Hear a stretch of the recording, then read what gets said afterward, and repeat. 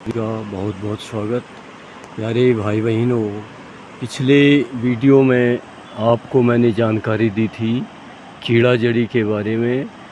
तो उसमें हमने आपको बताया था ये जो कीड़ा जड़ी है कहाँ पर पाई जाती है और अलग अलग स्थानों पर इसको अलग अलग नामों से जाना जाता है। तो ये किन किन नामों से जाना जाता है इसके बारे में अगर आप जानना चाहेंगे तो हमारी इससे पहले वाली वीडियो आप देख लें। तो प्यारे भाई बहनों, ये कीड़ा जड़ी के नाम से जिसको सामान्य भाषा में जानते हैं और इसको जो है अंग्रेजी में कैटरपिलर फंगस के नाम से जानते हैं। ये मुख्य रूप से जो हिमालयी क्षेत्रों में पाई जाती है जो कीड़ा जड़ी, जिसको हम जो है कैटरपिलर फंगस के नाम से जानते हैं। तो ये जो कैटरपिलर फंगस है या सामान्य रूप से तिब्बत आदि में इसको यार्सा गमो के नाम से जानते हैं और इसी को जो है विज्ञान की भाषा में या बॉटनिकल नेम इसका जो है ऑफिसियो कार्डिसेप्स साइनेंसिस है। तो ये प्राकृतिक रूप से पाई जाने वाली जो कीड़ा जड़ी है उसका ये वैज्ञानिक नाम मैंने आपको बताया। इसके अलावा इसकी बहुत सी प्रजातियां हैं। एक प्रजाति इसकी ऐसी है जिसको नियंत्रित वातावरण में हम घर में भी उगा सकते हैं। तो ये नियंत्रित वातावरण में घर में उगाई जाने वाली जो कीड़ा जड़ी है इसका नाम जो है कार्डिसेप्स मिलिटरीज के नाम से इसको जानते हैं। तो ये कार्डिसेप्स मिलिटरीज जो है इसको हम जो है कृत्रिम रूप से भी नियंत्रित वातावरण प्रदान करके जो है इसको उगा सकते हैं अपने घर के अंदर, प्रयोगशाला के अंदर। तो इसके अलावा भी जो है इसकी बहुत सी प्रजातियां हैं, लेकिन मुख्य रूप से यही दो प्रजातियां हैं। तो प्यारे भाई बहनों, जो ये प्रजाति प्राकृतिक रूप से पाई जाती है जिसको कैटरपिलर फंगस के नाम से जानते हैं या जिसका अभी मैंने बताया ऑफिसियो कार्डिसेप्स साइनेंसिस जो बॉटनिकल नेम जिसका है, इस कीड़ा जड़ी को जो है क्योंकि ये एक कीड़े के कैटरपिलर के ऊपर ये फंगस उग जाती है तब ये जो है कीड़ा जड़ी प्राप्त होती है उच्च हिमालयी क्षेत्रों में, जहाँ पर जो है पेड़ पौधे नहीं उगते। 3000 मीटर से लेकर के 5000 मीटर से ऊपर 5500 मीटर तक ये जो है पाई जाती है प्राकृतिक रूप से। तो प्यारे भाई बहनों, इसमें क्योंकि कैटरपिलर भी होता है, कीड़ा भी इसमें है, तो इसलिए एक प्रकार से जो है इसको हम मान सकते हैं, ये नॉन वेज भी मान सकते हैं क्योंकि इसमें कीड़ा भी होता है और फंगस भी होती है। तो ये नॉन वेज की श्रेणी में आता है। लेकिन जो कार्डिसेप्स मिलिटरी जिसको प्रयोगशाला में उगाया जाता है उसमें ये कीड़ा नहीं होता है, तो इसलिए इसको जो है वेज की श्रेणी में यानी वानस्पतिक भोजन के रूप में इसको मान सकते हैं। और जो प्राकृतिक कीड़ा जड़ी है उसको हम जो है मांसाहार के रूप में मान सकते हैं। तो प्यारे भाई बहनों, जो ये कीड़ा जड़ी है इसमें जो मुख्य रूप से जो पोषक तत्व होता है वो कार्डिसपिन होता है। तो कार्डिसपिन के अलावा जो होता है इसमें cordycepin acid, nucleoside protein, fatty acid, vitamin A, vitamin B1, vitamin B2, vitamin B6, vitamin B12, polysaccharides, antioxidant, zinc, fatty acid आदि और इसके अलावा कई प्रकार के मिनरल्स होते हैं। तो इसमें इतने प्रकार के जो ये पोषक तत्व हैं, इन पोषक तत्वों के कारण जो है ये काफ़ी अधिक जो है लाभदायक होता है हमारे शरीर के लिए। तो ये जितने भी पोषक तत्व हैं, ये जो सारे पोषक तत्व हैं ये दोनों प्रजातियों में लगभग समान होते हैं, चाहे वो प्राकृतिक रूप से प्राप्त होने वाली जो कीड़ा जड़ी है उसमें, या जो हम कृत्रिम रूप से उगाते हैं उसमें। लेकिन जो प्राकृतिक रूप से प्राप्त होने वाली ये कीड़ा जड़ी है, ये प्राकृतिक रूप से प्राप्त होने वाली जो कीड़ा जड़ी है वो मुख्य रूप से ऑर्गेनिक होती है। ये ऑर्गेनिक रूप से उगती है, अपने आप जो है ये मिट्टी में उगती है, उच्च हिमालयी क्षेत्र में। इसमें किसी प्रकार की जो है केमिकल्स नहीं होते हैं। लेकिन जो ये मिलिटरी जो प्रजाति है जिसको नियंत्रित वातावरण में प्रयोगशाला में उगाया जाता है, उसमें कुछ मात्रा में ये जो कार्बनिक पदार्थ हैं उसको उगाने के लिए प्रयोग में लाए जाते हैं। तो इस प्रकार से हम ये मान सकते हैं शुद्ध ऑर्गेनिक जो कीड़ा जड़ी है वो प्राकृतिक होती है, जो उच्च हिमालयी क्षेत्रों से प्राप्त होती है। इसीलिए इसका ये जो है मूल्य काफ़ी होता है, क्योंकि ये दुर्लभ प्रजाति है जो बहुत कम मात्रा में प्राप्त होती है, और जिसको प्रयोगशाला के अंदर या जो है नियंत्रित वातावरण में घर के अंदर उगाया जाता है, वो जो है ऑर्गेनिक पदार्थ उसमें प्रयोग में लाए जाते हैं। तो प्यारे भाई बहनों, इस प्रकार से हमने ये बताया आपको कि दोनों में अंतर, एक ऑर्गेनिक है शुद्ध, और दूसरी जो है उसमें कुछ जो नियंत्रित वातावरण में उगाई जाने वाली है उसमें कुछ जो है कार्बनिक पदार्थों का उपयोग किया जाता है।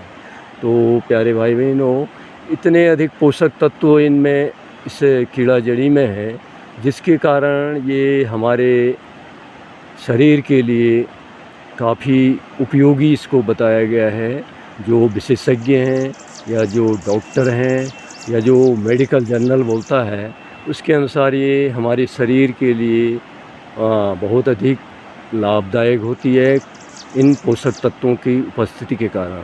मुख्य रूप से जो कार्डस्पिन है, ये जो है हमारे शरीर के अंदर जो शारीरिक दुर्बलता होती है उस शारीरिक दुर्बलता को दूर करती है।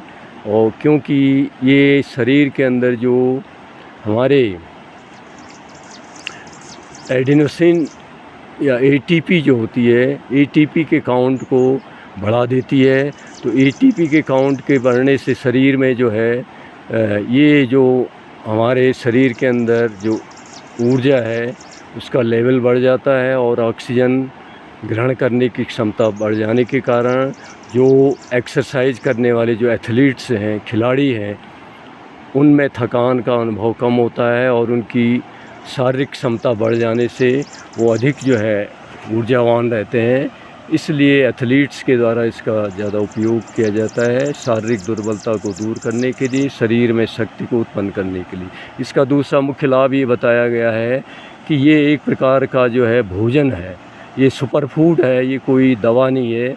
इसलिए डोपिंग टेस्ट में भी जो है ये नहीं इसका माने ये निकलती है, तो इसलिए खिलाड़ियों के द्वारा इसका उपयोग किया जाता है।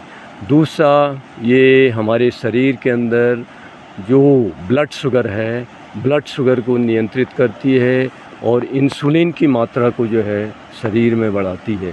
इंसुलिन की मात्रा बढ़ने से या इंसुलिन की मात्रा नियंत्रित होने से जो शरीर के अंदर अधिक मात्रा में जो ग्लूकोज है वो ग्लाइकोजन के रूप में शरीर में जो है एकत्रित हो जाती है, और इसके कारण जो है शरीर में जो है शुगर की मात्रा नियंत्रित होने के कारण जो है ये डायबिटीज़ में काफ़ी लाभ पहुंचाती है। तो डायबिटीज़ में जो है इसका काफ़ी अधिक महत्व है।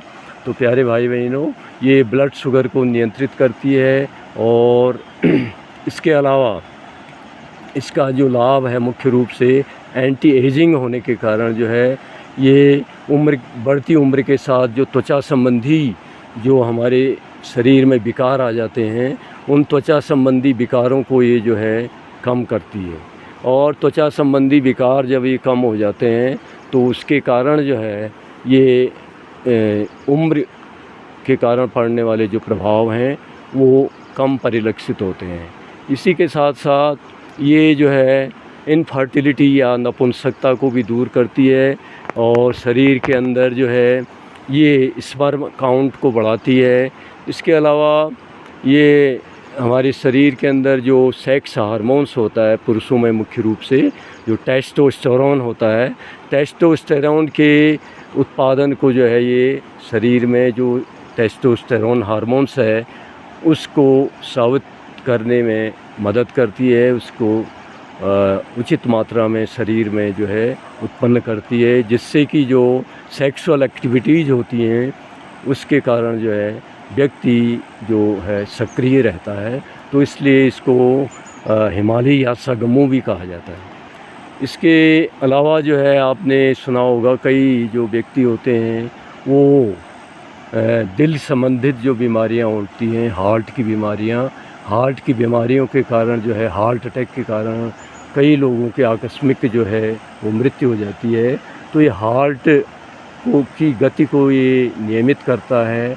और आपने देखा होगा जब हार्ट अटैक होता है, हार्ट अटैक का जो लक्षण होता है वो मैं आपको बता दूं थोड़ा सा। कभी कभी जब हमारे सीने में बाईं ओर, क्योंकि हमारा हृदय जो है शरीर के बाईं ओर रहता है, तो बाईं ओर अगर हल्का दर्द होता है और ये दर्द पीठ की तरफ तक जब पहुंच जाता है तो ये समझना चाहिए कि हार्ट में कुछ परेशानी है। तो ये इस स्थिति में ये बताया गया है प्राथमिक उपचार के तौर पर ऐसे व्यक्ति को जिसमें हार्ट अटैक की समस्या आ जाती है उसको कुर्सी पे बिठा करके उसको जो है सिर झुका करके ज़ोर ज़ोर से उसको खांसने के लिए कहना चाहिए, ताकि जो ब्लॉकेज हो जाते हैं, जो धमनियां हृदय में रक्त पहुंचाती हैं, वो ब्लॉकेज धमनियां जो है खुल जाती हैं और कुछ समय के लिए रक्त का संचार जो है हृदय में होने से व्यक्ति जो है वो सुरक्षित रहता है। इसके अलावा ये कहा जाता है कि जिस व्यक्ति को हार्ट अटैक आ जाए तो उसको जो है मिर्च जो होती है मिर्च खिलानी चाहिए, ताकि उसको जो है बेहोशी ना आए कुछ समय के लिए, जब तक कि डॉक्टरी सुविधा उसको ना मिल सके। तो प्यारे भाई बहनों, ये जो कॉर्डिसेप्स है ये हमारे हृदय के जो रक्त पहुंचाने वाली धमनियां हैं उनमें रक्त का संचार भी जो है उचित रूप से करता है, और जो ब्लॉकेज हैं उन ब्लॉकेज को जो है वो जो है दूर करने का काम करता है और हृदय की गति को नियमित करता है, हमारे हृदय को स्वस्थ रखता है।